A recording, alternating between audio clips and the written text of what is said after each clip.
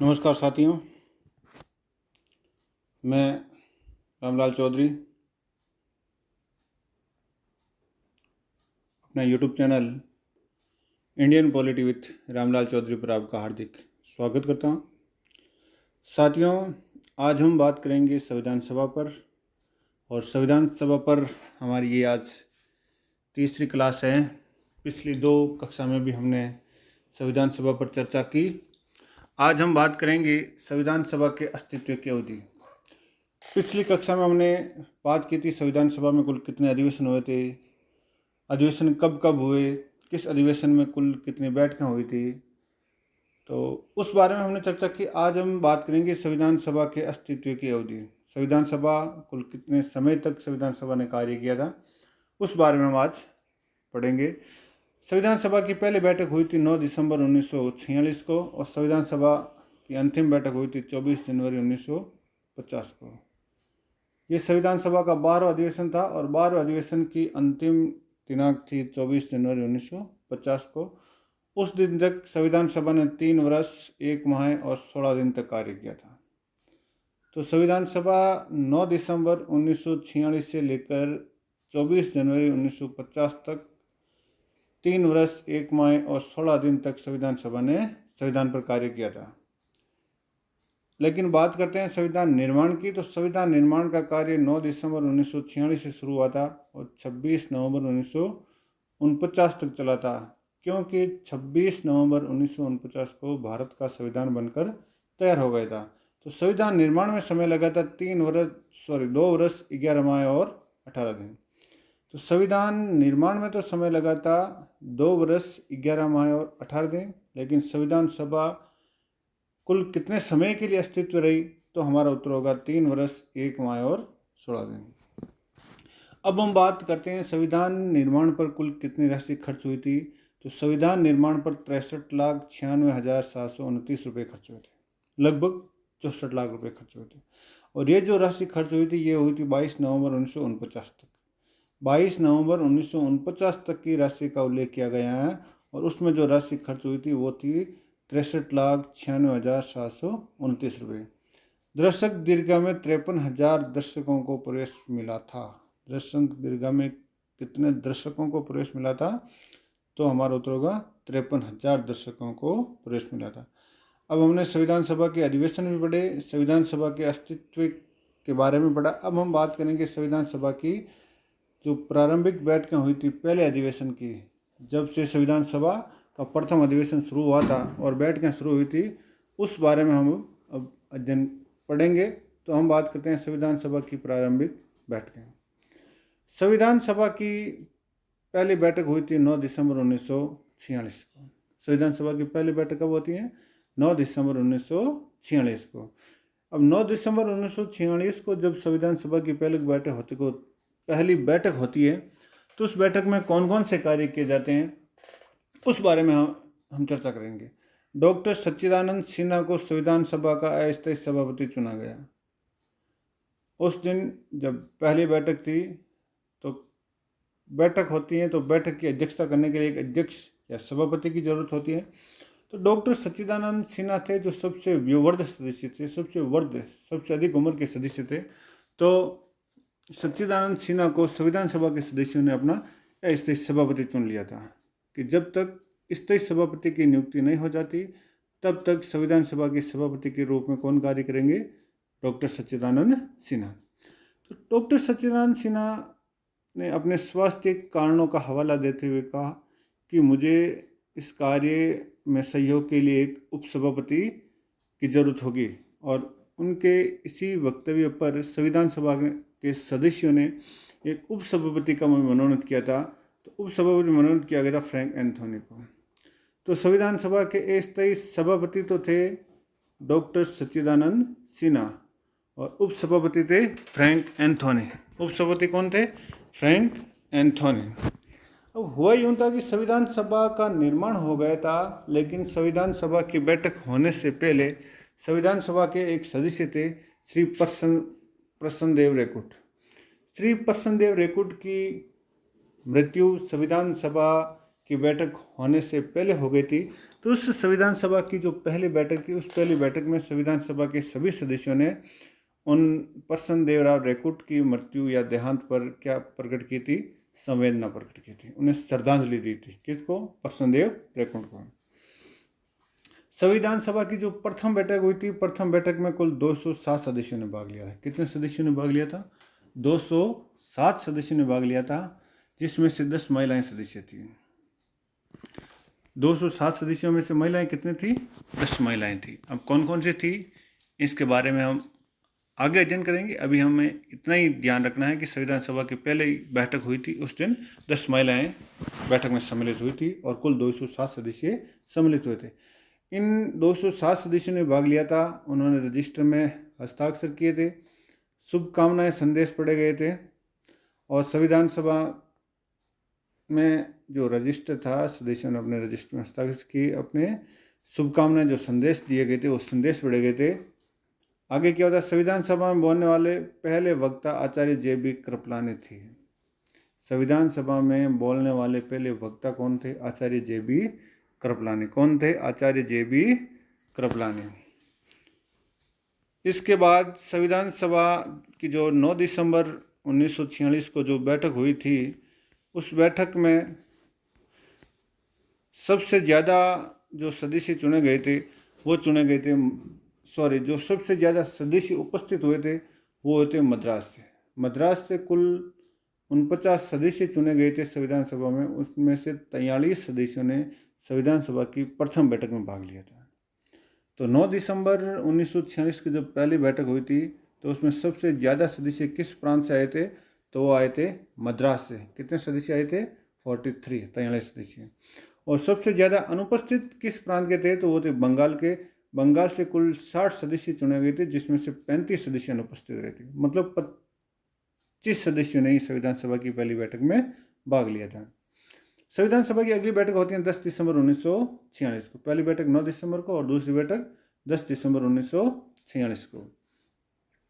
स्थायी सभापति के चुनाव की विधि का निर्धारण। अब 10 दिसंबर को क्या होता है कि स्थायी सभापति के चुनाव की विधि का क्या किया जाता है? निर्धारण की स्थायी सभापति के चुनाव किस प्रकार से होगा। कार्य संचालन नियम निर्माण समिति। नियम समिति जो संविधान सभा की पहली समिति थी के सभापति और सदस्यों के मनोनयन की विज्ञप्ति जारी की गई थी। अब संविधान सभा की सबसे पहली समिति कौन सी थी? नियम निर्माण समिति। कार्य संचालन नियम निर्माण समिति, या हम इसे कह सकते हैं नियम समिति। इस समिति के सभापति और सदस्यों का मनोनयन के लिए विज्ञप्ति जारी की गई थी कि कौन कौन व्यक्ति है जो नियम समिति के अंदर सदस्य बनना चाहते हैं और कौन इसका अध्यक्ष होगा।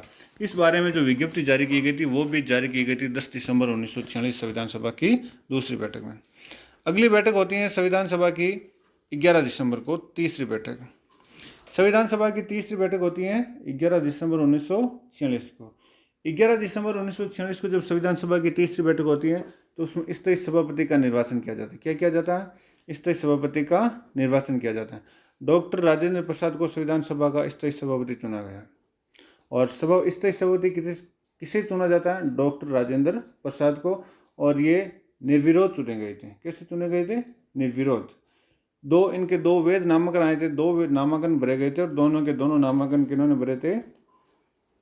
डॉक्टर राजेंद्र प्रसाद के भरे थे। इनका जो पहला नामांकन था उनके प्रस्तावक थे जे.बी. कृपलानी और उस नामांकन के समर्थक थे सरदार वल्लभ भाई पटेल। तो पहला जो नामांकन था उस नामांकन के प्रस्तावक तो थे जे.बी. कृपलानी और समर्थक थे सरदार वल्लभ भाई पटेल। दूसरे नामांकन के प्रस्तावक थे हरे कृष्ण मेहताब और समर्थक थे नंद किशोर दास। समर्थक कौन थे? नंद किशोर दास। तो स्थायी सभापति का चुनाव कब हुआ था? संविधान सभा की तीसरी बैठक में 11 दिसंबर 1946 को डॉक्टर राजेंद्र प्रसाद को संविधान सभा का स्थायी सभापति चुना गया था। 2 नामांकन और भी आए थे। राजेंद्र प्रसाद के लिए कुल 4 नामांकन भरे गए थे, जिसमें 2 नामांकन तो सही पाए गए थे और 2 नामांकन रद्द हो गए थे। वो कौन से थे? 2 नामांकन श्री प्रकाशम और डॉक्टर राधाकृष्णन द्वारा राजेंद्र प्रसाद के लिए भरे गए पर्चे नियम अनुकूल न होने के कारण रद्द हो गए थे। राजेंद्र प्रसाद के कुल 4 पर्चे भरे गए थे, जिसमें 2 वैध थे और 2 नियम के अनुकूल नहीं होने के कारण 2 पर्चे क्या हो गए थे? रद्द हो गए थे। इसके अलावा क्या हुआ था? नियम समिति का निर्वाचन हुआ था। क्योंकि नियम समिति की विज्ञप्ति 10 तारीख की जो बैठक थी, उस बैठक में विज्ञप्ति जारी की गई थी, और 11 दिसंबर को जो संविधान सभा की तीसरी बैठक थी, उसमें नियम समिति का क्या हो गया था, निर्वाचन हुआ था। संविधान सभा की चौथी बैठक हुई थी 12 दिसंबर 1946 को। 12 दिसंबर 1946 को क्या हुआ, जवाहरलाल नेहरू द्वारा उद्देश्य प्रस्ताव प्रस्तुत किया गया।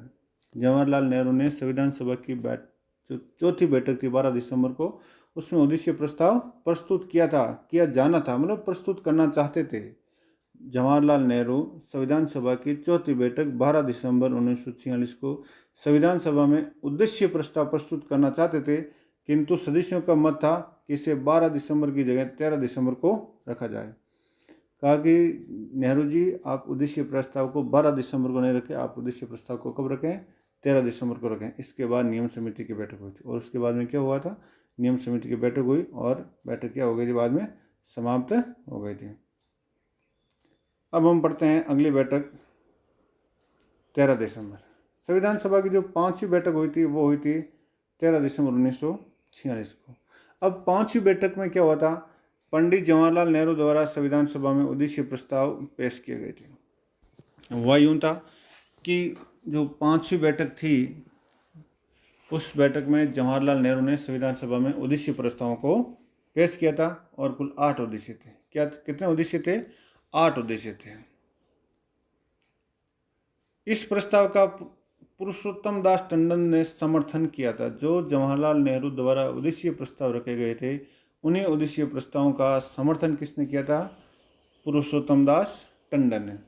22 जनवरी 1947 को संविधान सभा द्वारा उद्देश्य प्रस्ताव पारित किया गया था। अब देखो, 13 दिसंबर 1946 को तो पंडित जवाहरलाल नेहरू के द्वारा संविधान सभा में उद्देश्य प्रस्ताव पेश किया गया था, जिसमें 8 उद्देश्य थे, और उन 8 उद्देश्यों को संविधान सभा ने 22 जनवरी 1947 को पारित कर दिया था। 22 जनवरी 1947 को ही मोहनलाल सक्सेना ने इसके उर्दू अनुवाद को संविधान सभा में पढ़ा था, और 22 जनवरी 1947 के दिन ही संविधान सभा के एक सदस्य थे मोहनलाल सक्सेना, और मोहनलाल सक्सेना ने संविधान सभा में जो उद्देश्य प्रस्ताव पेश किए गए थे जवाहरलाल नेहरू द्वारा, उन उद्देश्य प्रस्तावों को उर्दू में पढ़ा था। तो उर्दू में पढ़ने वाले कौन थे, मोहनलाल सक्सेना। अब हमने पढ़ा था कि संविधान सभा में कुल 8 उद्देश्य थे। उद्देश्य प्रस्ताव में कितने उद्देश्य थे, 8 उद्देश्य थे। तो 8 उद्देश्य कौन कौन से थे। पहला उद्देश्य था संप्रभु गणराज्य, दूसरा था संघ, तीसरा था राज्य स्वाधीन मतलब अवशिष्ट शक्तियाँ, चौथा था नागरिकों को न्याय, स्वतंत्रता और समानता, पांचवा था अल्पसंख्यक SC ST के रक्षोपाय, छठा था संप्रभुता का स्रोत जनता, सातवां उद्देश्य था गणराज्य के अधिकार रक्षित, और आठवां था वैश्विक शांति, मानव विकास और समाधान। ये 8 उद्देश्य संविधान सभा के उद्देश्य प्रस्ताव में पंडित जवाहरलाल नेहरू द्वारा संविधान सभा में रखे गए थे। संविधान सभा के नियमों के तहत डॉक्टर राजेंद्र प्रसाद संविधान सभा के पहले प्रवक्ता थे। पहले वक्ता तो JB कृपलानी, लेकिन पहले प्रवक्ता कौन थे, डॉक्टर राजेंद्र प्रसाद। अब हम बात करते हैं संविधान सभा के उपाध्यक्षों की। हमने संविधान सभा के सभापति के बारे में की बात की, तो संविधान सभा के सभापति तो थे स्थायी सभापति डॉक्टर राजेंद्र प्रसाद और अस्थायी सभापति डॉक्टर सच्चिदानंद सिन्हा। अब संविधान सभा में उपसभापति कौन बने थे, उपाध्यक्ष कौन बने थे, इस बारे में हम चर्चा करेंगे। अब संविधान सभा में एक तो हुए थे मनोनीत और एक हुए थे निर्वाचित।